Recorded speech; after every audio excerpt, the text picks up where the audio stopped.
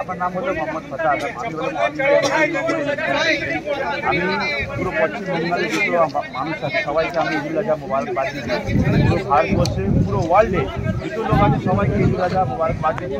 আমি একটা কথা বলতে চাই, আজকে কুরবানি দিন, সবাই ভালো করে আর সবাইকে সম্মান করে আপনারা কুরবানি করবেন, কাউকে কষ্ট দেবেন না। বাড়িতে ভালো করে একটা পাতা দিয়ে বা কিছু করে তারপরে আপনারা কুরবানি করবেন। তাও আমরা সবাই ধর্ম আমরা এক হিন্দু, মুসলিম, শিখ, পার্সি, জৈন অন্য ধর্মকে আমরা কোনো কষ্ট দেবো না। আমরা সবাই মিলে এই দেওয়ারকে ভালো নমস্কার চাই। আপনারা ভালো থাকবেন আর ভালো করে ঈদ পালন।